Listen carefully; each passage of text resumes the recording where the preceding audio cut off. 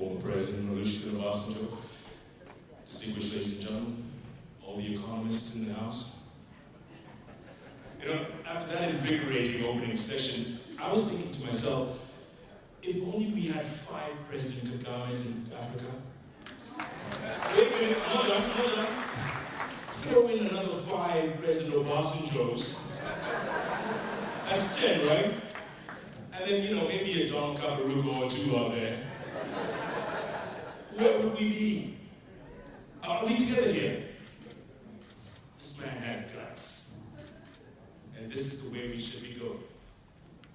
Welcome, ladies and gentlemen, to Plenary Session number 1. My name is Jeff Koinange. I will be your traffic policeman throughout this session.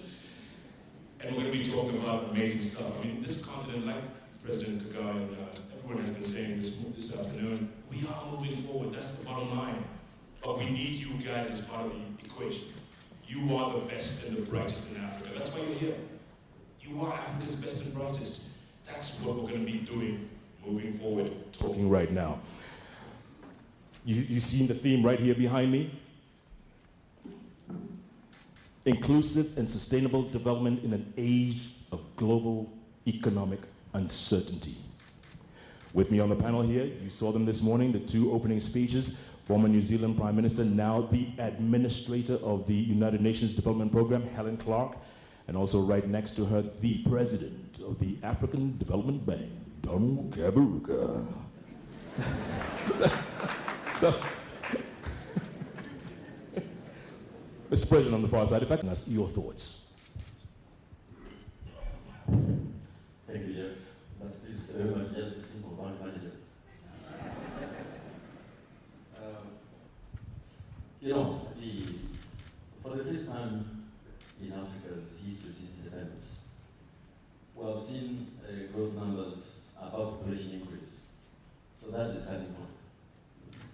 But I suppose what I'm saying is, that is the basics.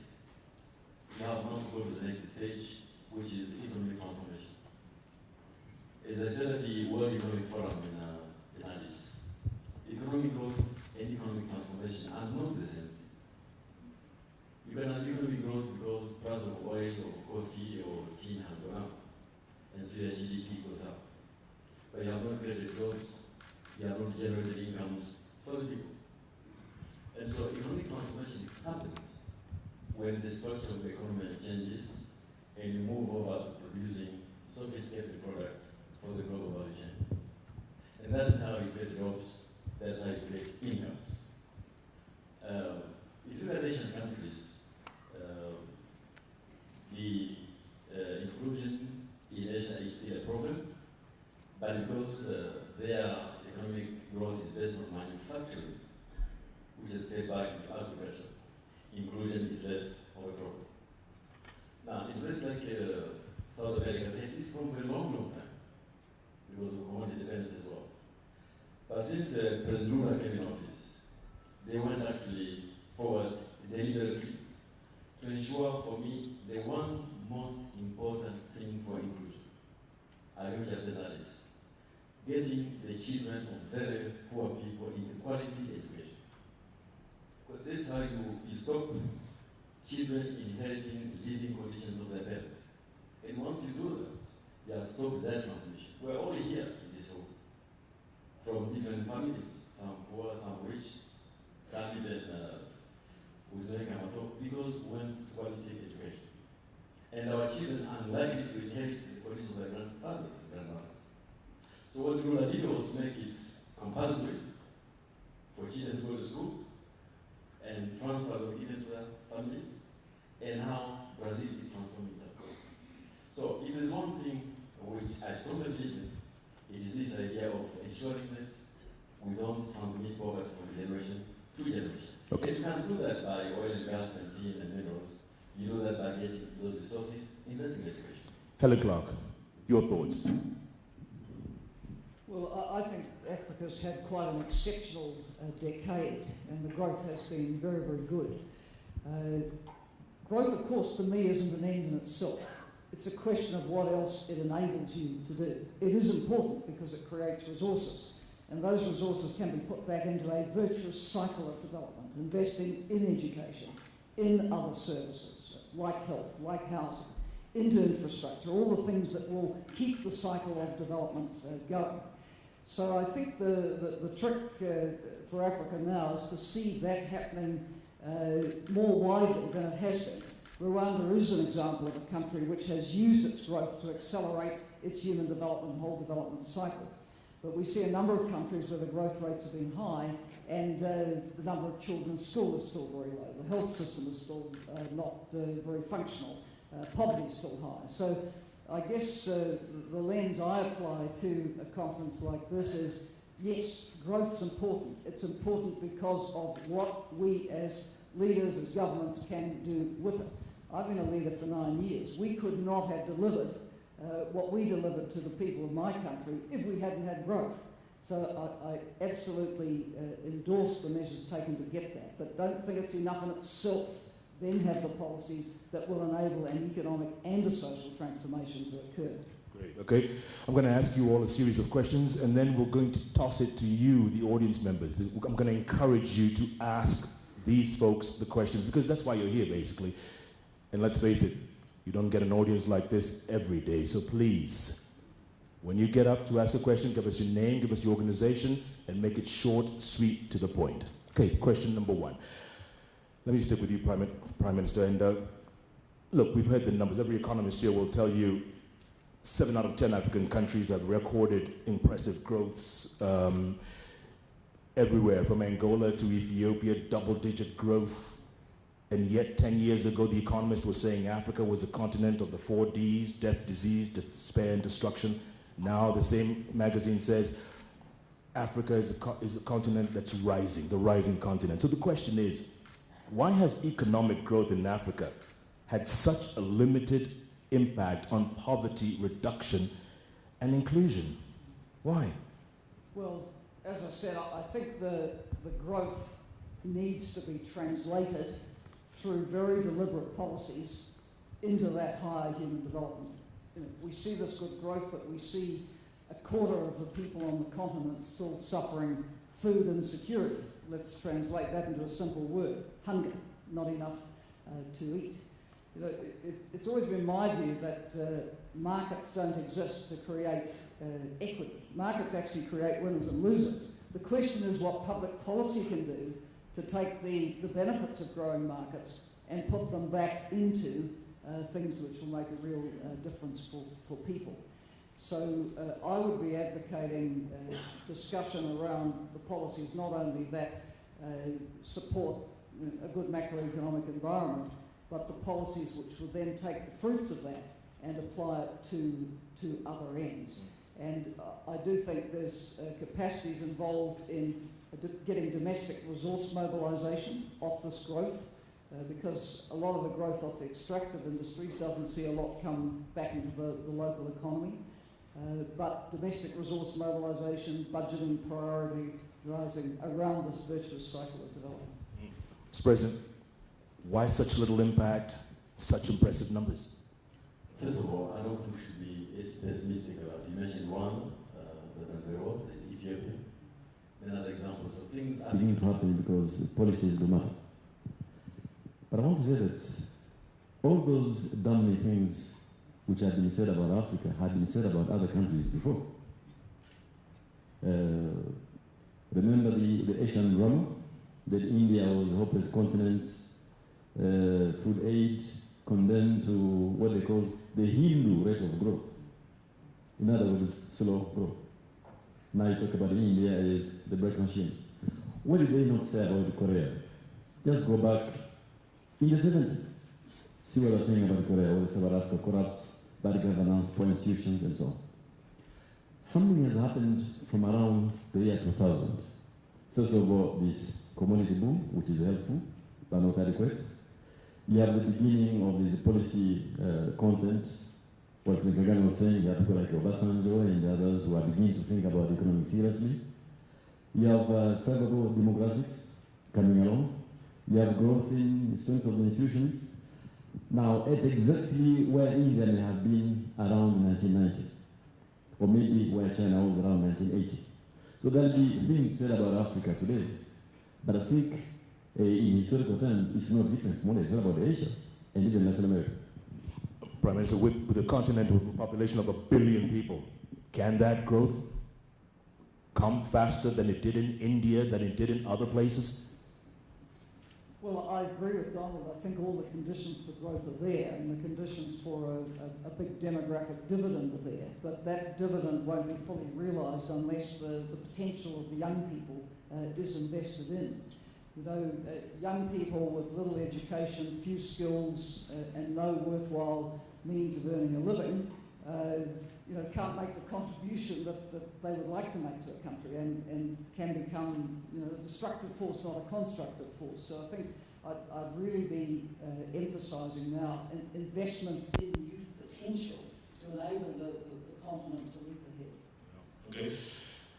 Mr. President, let's face it, America's economy is wobbling. Europe looks a little shaky. In fact, a lot of the world looks like the economies are in a free fall. Question is, how is greater uncertainty affecting the work of development organizations on the ground? Now, what are the concerns, and how is this changing the focus and priorities of development work? Thank you, Jeff. First of all, next to the Prime Minister of New Zealand, I'll be careful what I say, because for 8 years she was leading this little superpower in the Pacific. First of all, some big historical trends. Europe has dominated the world from around 1500. At the time, America did not exist, it was being discovered, so they said. From around the turn of the century then, America began to dominate the world. It could be, I should be careful what I say, the late era is over, or is coming to an end. In other words, in terms of balance of economic power has shifted. It's much more distributed around the world, in Asia and the Pacific, in the Middle East, and now soon in Africa. So that's the first thing. People in the rich countries will have come to terms with the fact that they are not as rich as they were in the past. So that's the first thing. The second thing, which is related, I think the structural problems in the Eurozone are deeper than people like to accept. It's not about manipulating monetary policy and fiscal policy, it's about re-examining at depth the welfare system inherited after World War II. And that is a complex political condition, including other things they have to do. Hitherto rich countries will have to get to consuming less and saving more. People in the Asian region will have to consume more and save less, these famous global imbalances. And of course, we think that we, the remaining part of the frontier, now it is our time to do the right thing to attract investment. But I think we don't to interpret these things outside the historical context. I think that the Europeans will have to look at the welfare systems they inherited. You know, pensions, holidays, salaries, and all this. Number two, in the US, they have to agree that maybe they're consuming far beyond what's sustainable in the long term. But as I say, I'm sitting next to the... Go ahead, Mr. Well, Donald's absolutely right. The geopolitical balance is changing, and that's to a not insignificant degree driven by the changing economics of the world. The advanced economies, for the most part, are aging economies, so the demand is not being generated out of growing populations there. The wealth there has peaked, if you like, in terms of the capacity spending power of people. So the dynamism and the growth in Africa. So what we're seeing is more of a global convergence.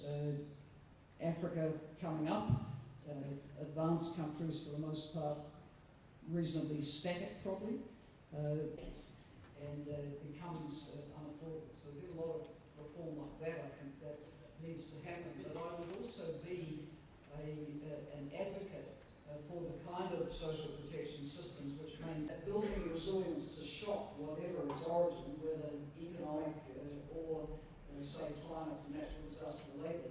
You do need effective social protection systems. But the sure, you need to keep fast tuning them so that they don't atrophy and become something that you can't afford. So, Mr. President, when you make that statement that maybe the era has come to an end, a few years ago, our good friend, President Obasanjo, and a group of his friends from a place called NAPAD, they said the 21st century belongs to Africa, and people laughed. People laughed. Are we seeing this happening? Are these the early stages of this century being ours? I think it's important to avoid the hyperbole. You make a mistake when you begin to make claims which are yet to be established. It's important to establish the momentum is there, what we should do, what we should not do. I would still have a lot of work to be done ahead of us. I want to be categorical here because I think if we fool ourselves that somehow we have now arrived, we have a long, long way to go. I used an example this morning about the escalator. It's not escalator development. It's hard work up the stairs. Go on the stairs, we still have to keep going. Even if you fall back, but keep going. But then just answer a small question asked me.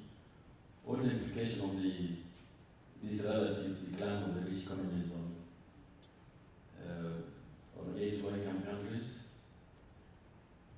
The biggest recipients of aid in the 60s, 70s were not African countries.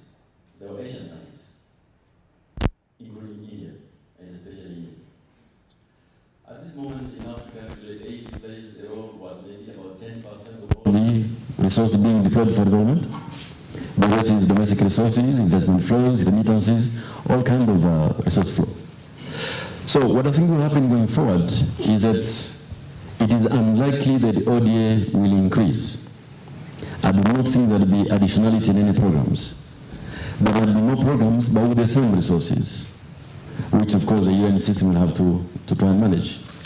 So I think time has come to look at the resources from outside as a leverage, no longer as a principal source of development. Just one example, in July, we got together all health ministers of Africa, finance ministers, the head of WHO, of Gavi, and UNAIDS. What we are looking at? We looked at the achievements Africa has made in tuberculosis, HIV/AIDS, infant mortality over the last 10 years. Remarkable. But then we realized this was because of a sudden increase in resources from outside over the last decade.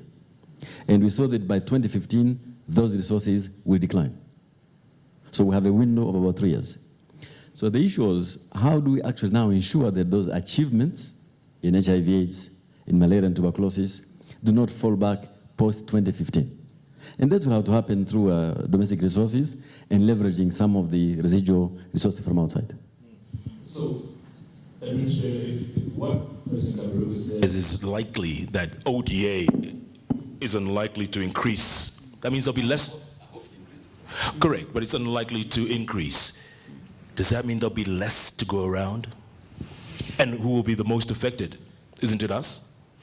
Well, ODA went down last year for the first time in a long time. So it's a fact that it's peaked and it's come back. But I think it's important to stress that ODA is but a small part of the overall resourcing available for development. You have the huge driver of trade, the huge driver of investment, the huge driver of remittances from migrants offshore still putting back into the home economy. And you have new sources of finance opening up in the climate area.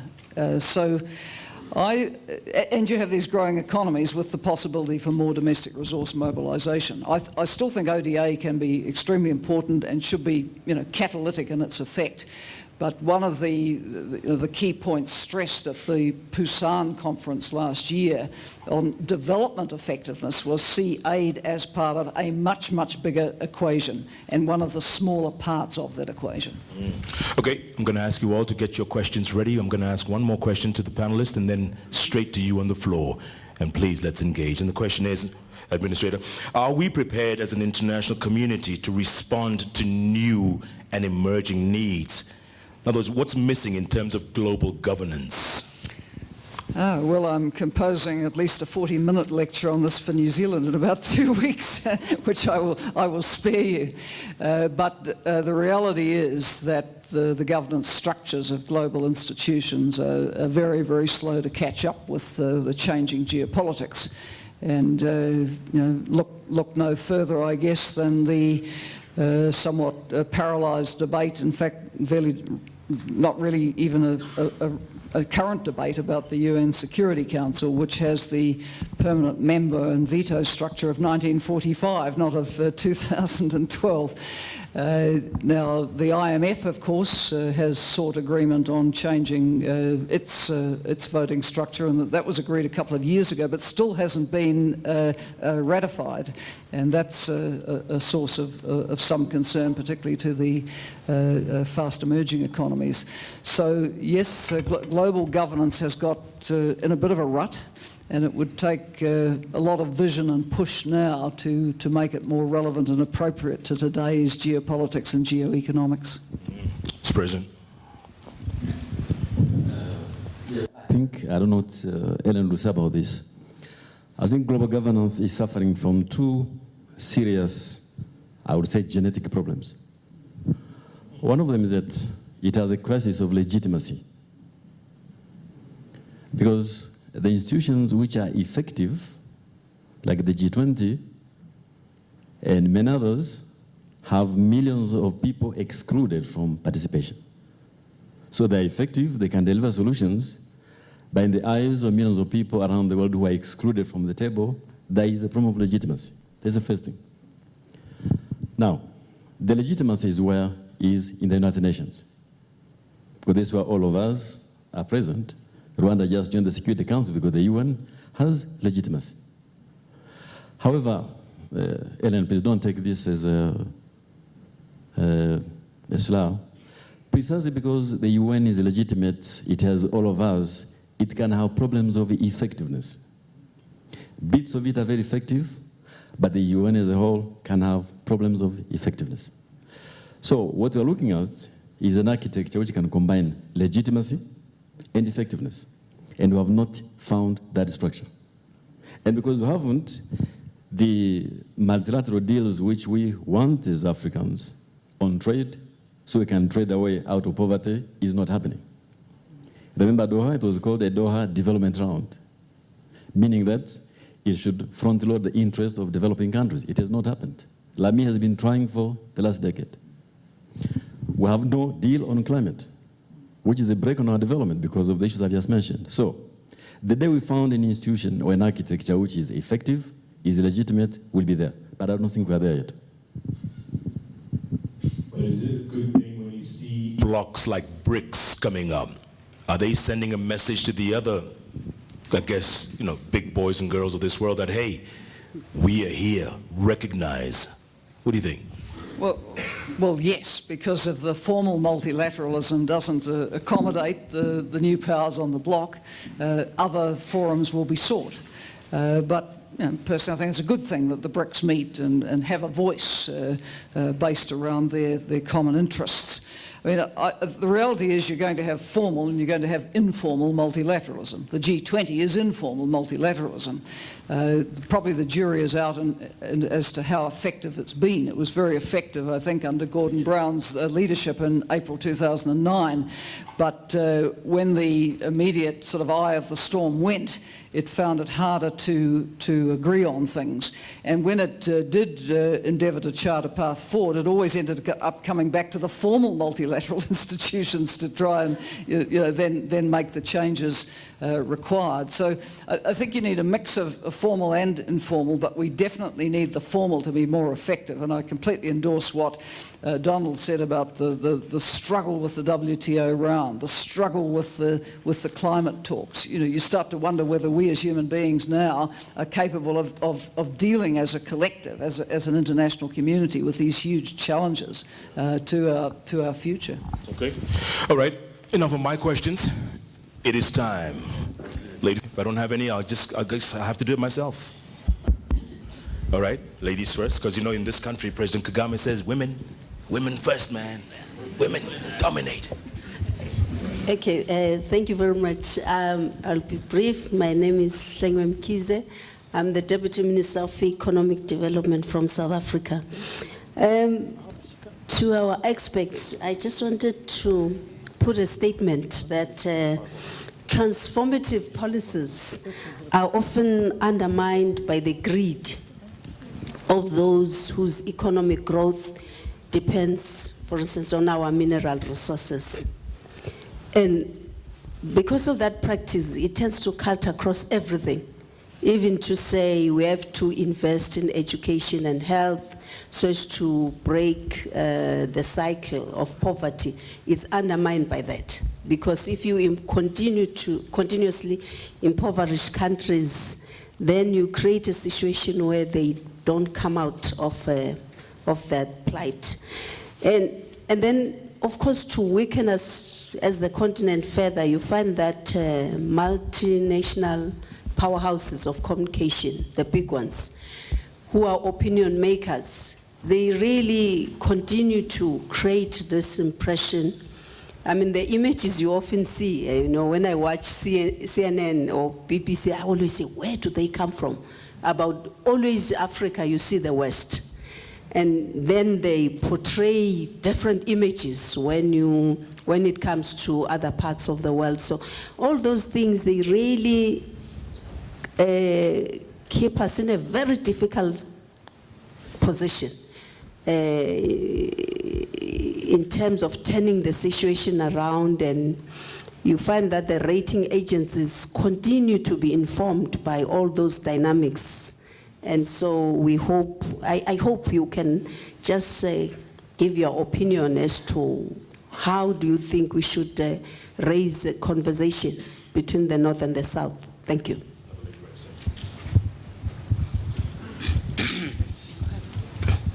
Okay.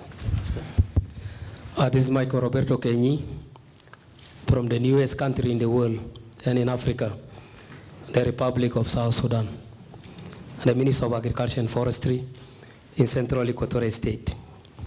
I think I take this opportunity, first of all, to thank the whole Africa for welcoming the new baby on the 9th of July 2011, under the leadership of our two leaders, the President Paul Kagame and our former President of Nigeria, Olusegun Obasanjo. The second thing, when I had this invitation, I have to go to internet. I would like to know more about Rwanda. The first thing I saw, the country of 1,000 hills. And yesterday, I think I counted only 100. I'm led with 900, Mr. President. I don't know, I need to come back to count the rest. The third thing is that million smiles. And in fact, just from the airport, Mr. President, I was welcomed by smiles. I'm today continuing with more smiles on my left and on my right. So,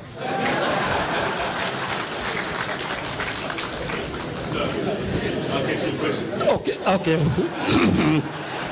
You know, the president was talking, he said now he's going back to his speech. Your Excellency, I'm an agriculturalist by profession. I had my first degree in genetics and now a food security master's degree. My question is regard to the Comprehensive Africa Agriculture Development Program. And Rwanda is the first country in Africa which signed the popular document known as Compact. And I believe Rwanda is leading in terms of economic growth because of CADEP. My question is, what other African countries, with the support of African Development Bank? I'll give them the floor. Well, why not an African equivalent to Al Jazeera out of one of the big media hubs on the continent? I think it's a fantastic idea if anyone would put the capital behind it. But I think the critical thing is for Africa to tell its story. There's a big story to tell, and if you keep telling it often enough, you know, you feel you've told it 1,000 times, but someone's just heard it for the first. At least that's the old rule in politics. I think that there is a growing perception that Africa is on a roll. You know, when McKinsey's devotes reports to it, when the investment conferences are held around and so on, I think the traction is there. But I come back to the points I made at the beginning. Let's then use that traction to be accompanied by the sorts of policies that will sustain growth and momentum, investing in people. I think that's the critical thing for me. Good afternoon. My name is Glenda Gallardo. I am from the UNDP. And the question that I have to the panelists is, in an age of economic uncertainty, calls for more clarified country and international priorities. So what role do you think that should take the MDG post-2015 agenda in shaping the development priorities for Africa? I would like to hear your reflections on that topic. Thank you very much. Thank you. Good afternoon, everyone. And my question goes to the President, African Development Bank. Africa growth has been termed as jobless growth. Why? If it's jobless, it means it's incomeless for the largest proportion of its population. So where is the source of optimism? And where will the sources of meaningful growth come from after 10 years of good governance, macroeconomic management, and good leadership, at least in some places? Are we not relying on commodity boom and any other you will mention that will remain, make us remain vulnerable to external forces as the President challenged this morning? One last one. Top. I'm in charge. Okay, thank you. Go. Mina Baliamul-Lutz from the University of North Florida. And my question is to President Kaberuka. It has been suggested in recent years, since we all agreed that most of the growth that has taken place in Africa in recent years is mainly resource-driven. It has been suggested that because we know that Africa in many instances has been ripped off in the contracts for natural resources, that maybe this is the time for the continent to renegotiate contracts. Now, this is easier said than done, of course, because we know that rating agencies and those who say where is foreign direct investment is going, once they see that countries are renegotiating contracts, they will label those countries as countries that don't have lots of certainty in markets and so on. Thank you. Dr. Kaberuka, you got 2 questions to answer, so you go first. But I think Ellen had one from UNDP, so UNDP. Look, I don't think the post-2015 development agenda should be seen as setting Africa's development agenda. Africa has to set its own agenda. Each country has to set its own agenda. But I think the purpose of a global conversation about post-2015 is perhaps to get agreement on some priorities which then partnerships can be formed around. Funding partnerships, partnerships between North and South. And I think that's where the MDGs were helpful. It's not that the content of them wasn't in countries' individual development agendas, but it pulled out basic things like education, health targets, poverty, hunger, sanitation, water, and said, let's as a global community do something about this and do it by a certain time. And that's quite powerful. So if a next iteration of a global agenda can hit those same sort of buttons and be easy to communicate and attract partnerships, then I think it will reinforce the development agenda that Africa and its individual countries set for itself and themselves. Thank you, Jeff. On these mining contracts, I was in a West African country 4 weeks ago, a country which contains some of the largest deposits of a particular mineral in the world. I was there with Professor Paul Collier, who you know very well, who has worked on the mining charter. And then I met the mining companies and the government. I could see the two were not talking. They were stuck. The advice we gave was this. Clearly, mining companies are not choir boys or choir girls. But mining companies are not all the same.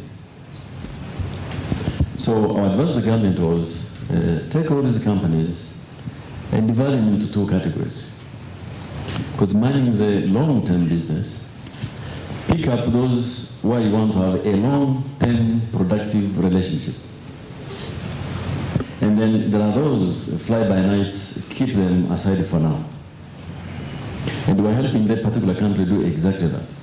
So get the companies who are there for the long term, and then you have got a productive relationship, including a balanced contract.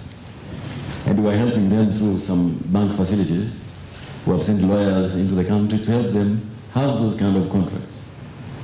Because a mining relationship is 40, 50 years. But there are those others who are coming to make a quick kill, exploiting the weaknesses of our institutions, of our governments. Those, the door should be shut on them.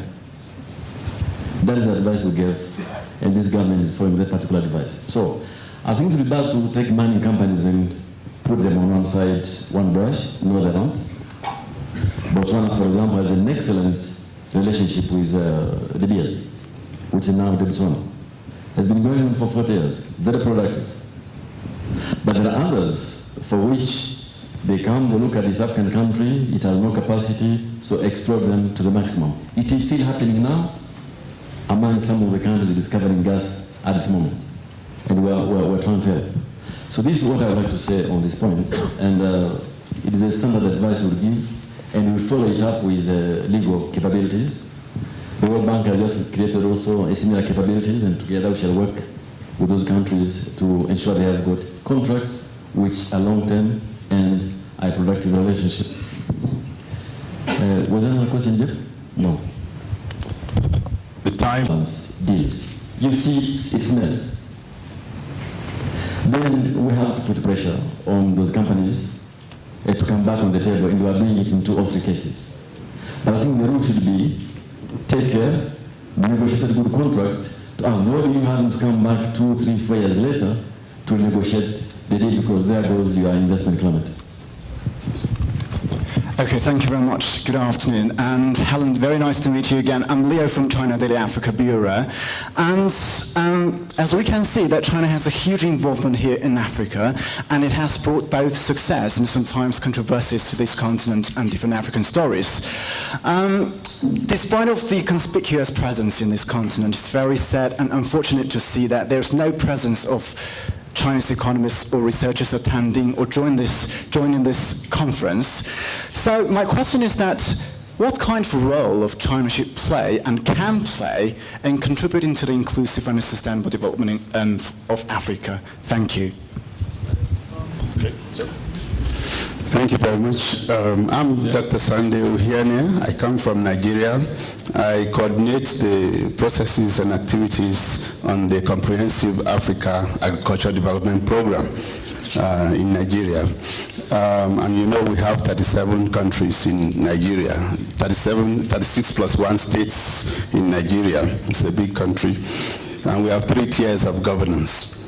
We have made reference to the total resources, the total growth rate, the total external reserves, the total population versus size of land in Africa.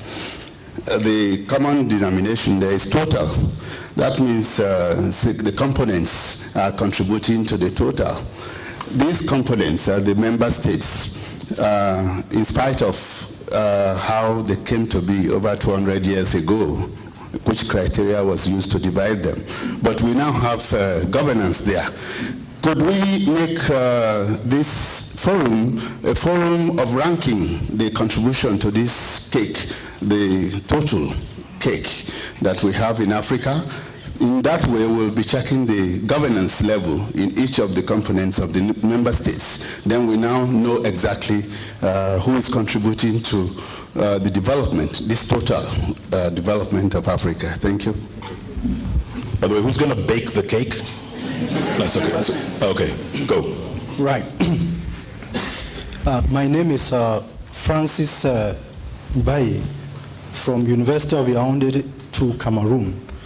I have one question, and the question is rooted on fuel price subsidies and the determination of some multilateral bodies to remove the subsidy. And the question is it sustainable for growing African countries to adopt, let's say, the Western-style welfare state system to accelerate poverty alleviation in Africa? Let's take that last question first. Thank you very much. Hold on, Governor. Let's just answer these three and then we'll go to yours second, okay? We might forget. Let's answer these three first. Administrator, you want to take that last one first? Well, it's pretty hard for a reallocation of revenue because subsidies on fossil fuels are probably taking the world in a direction it doesn't want to go.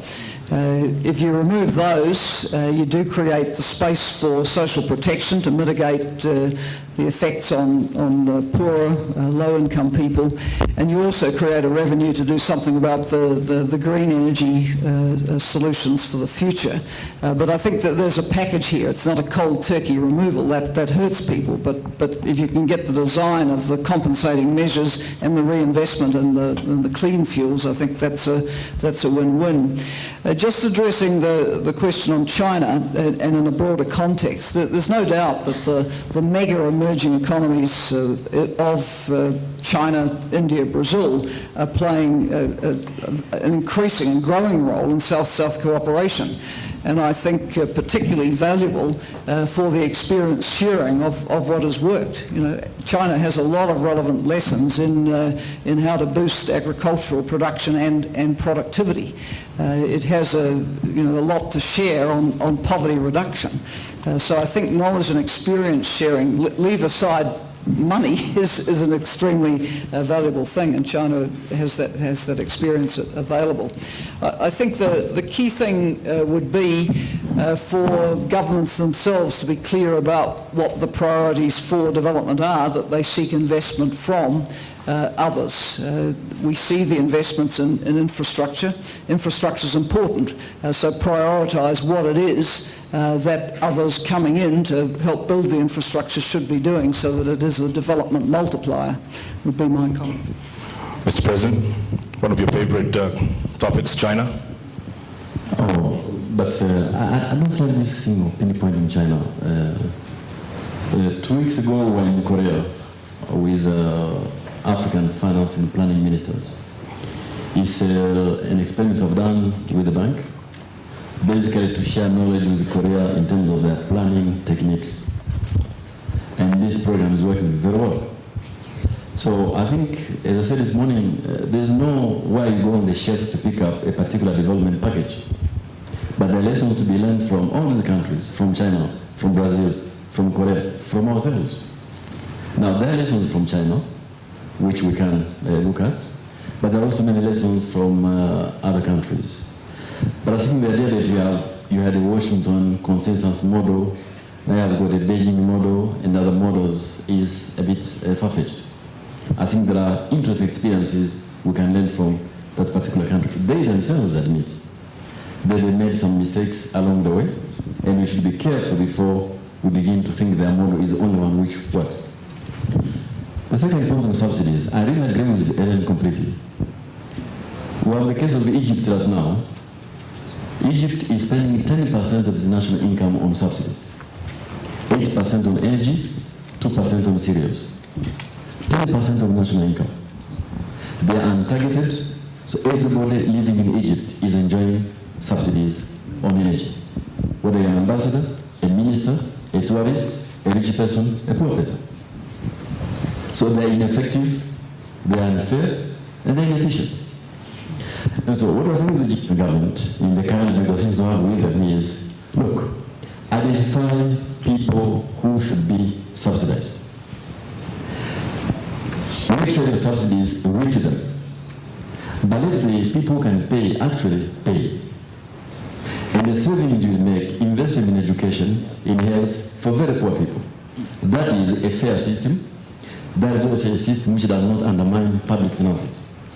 The new government, or President Morsi, they looked at it and they were agreed.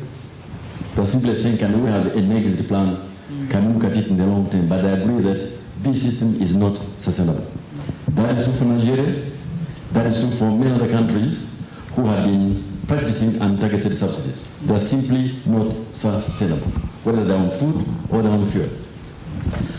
Now, there have been many questions on agriculture, but we've got an expert in this room on farming. I think we should try to leverage that as the President of Assembly. Not only has he been talking about farming, he actually does farming. And please learn from our elder statesman what works. Because there's actually been doing it, he's been a champion of CADIP, he's been a champion of the peer review. And I hope those who are interested in farming, in agriculture, you can talk to our elder statesman of what he's doing, what he's been doing in Nigeria. My name is Chukwuma Charles Soludo. I had the honor of serving as President Obasanjo's Chief Economic Advisor before becoming Governor of the Central Bank. I just want to return to the theme of this conference and ask the panelists just one or two questions. First, to find from the panelists what they consider the 3 to 4 major risks or threats or uncertainties that actually threaten, if you look the next 20, 50 years in the African development landscape. What will be those 3 to 4 most critical risks or threats that you see? The second, and following from that, is to get the thoughts of the panel too, on what is looming large on Africa from Europe, and that is called the Economic Partnership Agreements being foisted on Africa by Europe to have, reciprocal trade arrangements between Europe and Africa, which many believe is actually the second scramble for Africa. What do you see in the horizon as the possible effects of this new partnership agreement on the prospects of the kind of transformation that the President Kaberuka talked about? He talked about transformation that scales up the global value chain. What does EPA mean for that prospect for Africa? Thank you. Good afternoon. I am Zodo Mabuza, representing the Federation of Swaziland Employers and Chamber of Commerce. My question is directed to President of the African Development Bank. Africa has embarked on a very ambitious journey of integrating the markets by 2017. COMESA, SADC and AEC are coming together to form one large market. And for me, as a trade economist, I believe that trade is what will help Africa. But my concern, I very much support the objective of the tripartite free trade area, which focuses on market integration, industrial development, and infrastructure development. But my concern is the non-involvement of the major drivers of economies, that is the private sector. How far is the African Development Bank, or how close is the African Development Bank working with the private sector and ensuring that as these trade negotiations are taking place, the private sector, who are the major implementers of these agreements, are involved? Thank you. Okay, that's going to have to be the last question because we are looking at risks. Where there's instability and conflict, there's always risk to growth and development. Secondly, we're dealing with real pressing and current risks in what's happening with our climate and what that's doing to the security of food production and supply in a number of places. The third risk, I guess, would be that the global crisis that started 4 years ago and is still playing out plays and limits the potential of everybody else beyond the markets which generated it and are still in significant troubles. As for the issue of the EPA, the partnership agreement with the ACP countries, I don't want to comment on that specifically. I think what Africa needs is an outcome to the WTO round. We need fresh injection of energy into that. My understanding is that when the total deal stalled, Pascal Lamy has been trying to pursue some wins for the least developed countries, which would be of huge benefit to Africa, but the political will among the member states hasn't been there for that either. I think we really need to try and push forward on that in the next year. Mr. President. Thank you, Jeff. To add to what Ellen just said, I think the big external risk I see would be a hard landing by the BRICS. Now they're going through what some people call the middle income country traps. China is growing at 7%. That's very strong. 7-8% is very strong. If there was a sudden hard landing, that would cause issues. But we're not there yet. The second one is if there had been a disorderly breakdown of the euro, and I'll explain, because a large number of African countries in the Francophone part of Africa are linked directly to the euro. And a disorderly breakdown like some walking out, or some expelling others, or everybody going back to the original currencies would have been a disaster for that particular region. But we're not there. So I think the kind of risk we'll be facing are one of continuing global slowdown, malaise, slow growth, basically because the solution they are giving to the disease, for many of us, is not the right one. But I'm sure you, the economists, can tell us. I do not believe that at a time when interest rates are so low, they have not been this low, you can create growth by austerity.